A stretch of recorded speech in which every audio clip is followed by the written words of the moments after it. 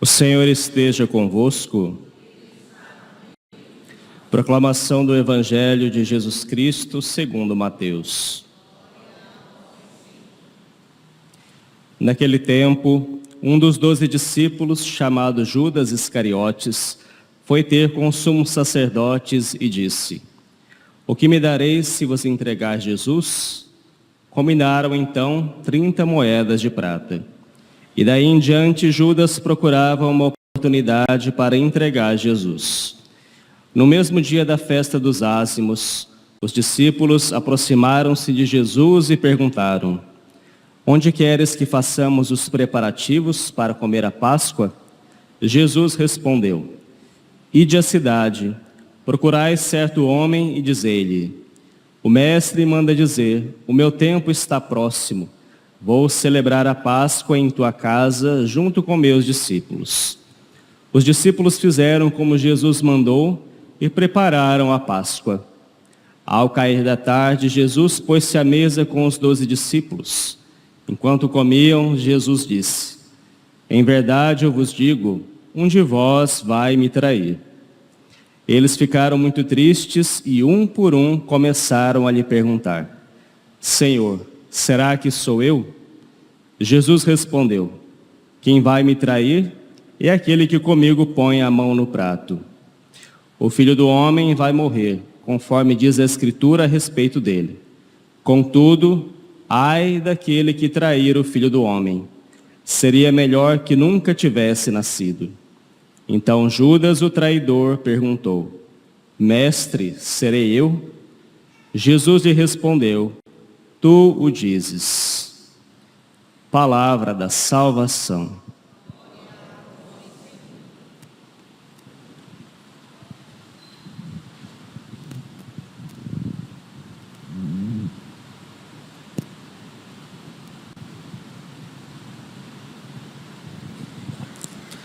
Os irmãos e irmãs, nós estamos vivendo a semana maior da nossa liturgia, Semana Santa, e os acontecimentos da vida de Jesus começam a ficar cada vez mais dramáticos. Nosso Senhor está para ser oferecido em sacrifício. E hoje nós vemos no Evangelho a traição, o anúncio da traição de Judas. Judas Iscariotes, nós sabemos, foi um dos 12 escolhido por Jesus, que foi predestinado a ser também uma das colunas da igreja, mas por conta de um endurecimento do seu coração se tornou o traidor e mereceu receber dos lábios de Jesus aquelas palavras terríveis: "Ai daquele que trair o Filho do Homem, seria melhor que nunca tivesse nascido." Vejam, o mistério de Judas é realmente o que a igreja chama do mistério da iniquidade. Nós nos questionamos, como é que nosso Senhor pôde escolher entre os seus apóstolos, entre os seus mais íntimos, alguém que ele sabia de antemão que o trairia? Então esse é um grande mistério da providência divina, o grande mistério da sabedoria divina, que é muito difícil para nós alcançarmos, mas de fato nós vemos que por meio dessa ação de Judas, todo o desígnio da salvação aconteceu. Jesus, por meio da traição de Judas, foi preso, condenado e depois padeceu na cruz.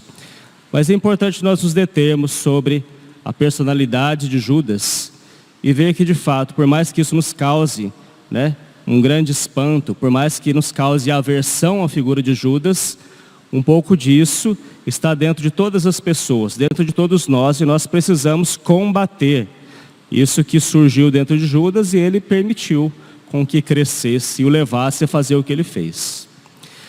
O pecado original dentro de cada um de nós nos fecha para aquilo que é transcendente e nos leva a uma revolta contra Deus. Judas, pouco a pouco, foi se revoltando contra Jesus. Primeiro porque ele tinha um espírito muito apegado às coisas deste mundo. O Evangelho vai dizer que ele era ladrão. Enquanto ele cuidava ali das finanças do grupo, ele roubava para si. Então, Judas, desde o início, tinha né, esse espírito muito materialista, muito carnal.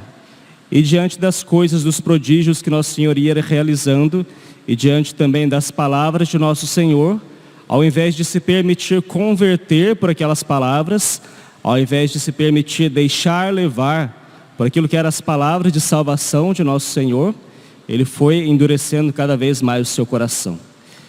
E nós vemos que no Evangelho, um dos pontos críticos da vida de Judas foi quando Jesus falou do pão da vida. No Evangelho de São João, no capítulo 6, Nosso Senhor faz o grande discurso do pão da vida, falando justamente sobre a Eucaristia. E no final algumas pessoas dizem, essa palavra é dura, quem pode escutá-la? Jesus então olha, né, vê aquelas pessoas que vão se dispersando, que vão se afastando dele, pessoas que estavam junto dele, mas que diante daquelas palavras, que de fato eram palavras, né, de difícil compreensão, saíram. Ali Jesus sabia que dentre os seus apóstolos, aqueles escolhidos por ele mesmo, havia um que iria traí-lo. Havia um que não estava com o coração aberto para a fé, para acolher aquelas palavras que Jesus disse. E ali a fé de Judas começou a morrer. Jesus sabia que dentre os seus apóstolos havia um que era um demônio.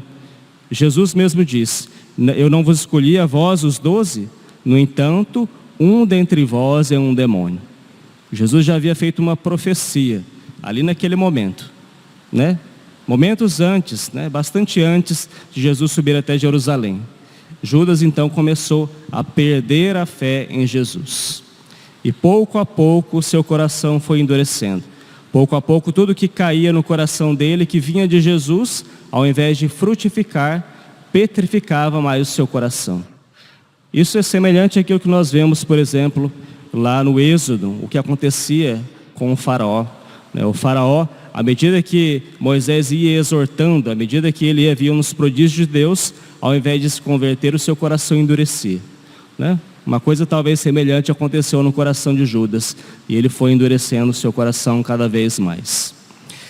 Isso pode acontecer com todas as pessoas, Todos nós, de alguma maneira, ou nós recebemos a palavra de Deus no nosso coração, como palavra de salvação que vai nos transformar, ou nós cada vez mais rejeitamos essa palavra e endurecemos e vamos terminar por trair também nosso Senhor. Judas, na Santa Ceia, ele comeu do mesmo prato de Jesus, Inclusive, Jesus disse que aquele que colocasse a mão no prato com ele seria aquele que o iria trair. Colocar a mão no prato, nessa tradição da ceia judaica, significa ter um grau de grande intimidade. Seriam aquele que iria comer do mesmo prato. Judas, então, o mesmo prato que nosso Senhor. Ou seja, Jesus permitiu a ele que tivesse grande intimidade. Mas nesse momento o coração de Judas já estava totalmente dominado. E Judas, ele fez aquilo que nós podemos dizer, que foi a primeira comunhão sacrílega da história. Judas já não acreditava, e ele comungou o corpo de Cristo, recém-instituído, ele recém-instituído sacerdote também, cometeu ali aquele grande pecado. E o Evangelho vai dizer que depois disso, Satanás entrou no coração de Judas. Vejam, meus irmãos e irmãs, se nós não nos deixarmos levar com docilidade pela palavra de Deus, e permitir que ela transforme o nosso coração verdadeiramente, nós podemos também, cada vez mais, endurecer o nosso coração e chegar a trair nosso Senhor. O pecado faz isso com todos. E nós vemos que, infelizmente, em toda a história da igreja, muitas vezes o espírito de Judas prevaleceu. Não somente entre aqueles que são chamados a ser os sucessores dos apóstolos, mas entre todos os batizados. Todos aqueles que traem o Senhor, ou seja, que o conhecem, aqueles que ouvem a palavra de Jesus, que têm proximidade com Ele, mas que não se deixam verdadeiramente transformar, pouco a pouco vão contraindo o mesmo espírito de Judas e terminam por traí-lo, por virar as costas a Ele. Nós somos chamados nessa Semana Santa a fazer justamente o contrário, Ver esse exemplo que a providência divina nos permitiu na história incipiente ali da igreja, a igreja recém, nascida por meio de nosso Senhor mesmo. Ali está um exemplo daquilo que nós não devemos fazer. Ou seja, nós precisamos ter um coração dócil, a fim de que nós realmente sigamos ao nosso Senhor, compartilhemos do seu destino e não viremos as costas a Jesus. Todos nós somos, por assim dizer, traidores em potencial de Jesus, mas as palavras do próprio Cristo vêm para converter o nosso coração. Sem dúvida nenhuma, nosso Senhor, queria muito que Judas se convertesse. Por que Jesus fez os anúncios da traição de Judas? Justamente numa tentativa de mostrar para ele o caminho tão perigoso e o caminho tão tenebroso que ele estava seguindo. Mas infelizmente, por conta desse mistério da liberdade humana, o coração daquele homem se fechou. Que o nosso coração então faça justamente a ação contrária, que o nosso coração se abra.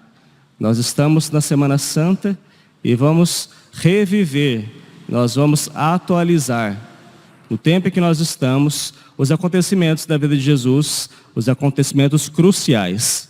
Que a paixão de Cristo, então, seja para nós motivo de grande conversão. Que nós tenhamos o nosso coração aplainado, que o nosso coração seja uma terra boa. Que a palavra de Deus que cai no nosso coração seja um terreno fecundo, para que ali realmente nós possamos dar frutos de santidade. É isso que a paixão de Cristo tem para nos ensinar, e é isso a vontade de Deus para cada um de nós. Continuemos em profunda oração nessa semana. Amanhã nós já iniciaremos, a partir da noite, o Tríduo Pascal, ou seja, a celebração mais importante de todo o ano, e ali nós vamos viver esses grandes mistérios. Vivamos bem, vivamos com fé. Peçamos a Nossa Senhora que nos dê a graça de um coração humilde. Por último, é interessante refletir sobre a atitude diferente que teve Pedro e Judas. Pedro também negou o nosso Senhor.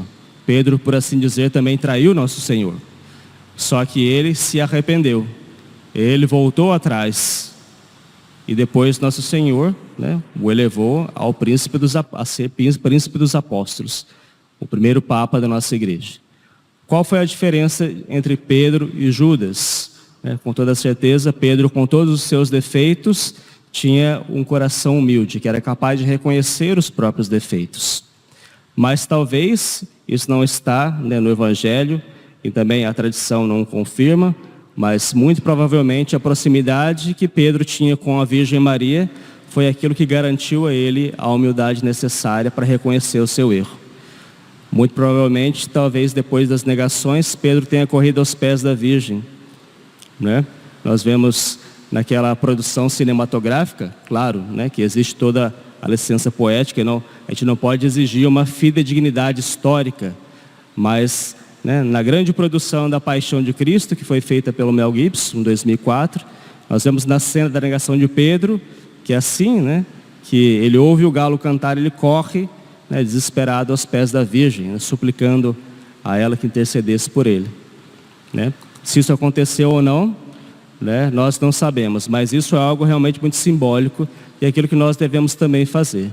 Quando nós vimos que o pecado está começando a crescer em nós, que a descrença, a falta de fé, a tentação está crescendo, corramos para os pés da Virgem Maria, porque ela vai nos ensinar realmente o caminho da humildade, o caminho da conversão.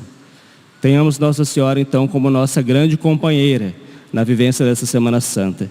Ela com certeza vai fazer com que o nosso coração seja essa terra fecunda, onde a palavra de Cristo e os acontecimentos maiores da vida de Cristo caiam no nosso coração e produzam verdadeiramente uma conversão e fruto de santidade. Louvado seja o nosso Senhor Jesus Cristo.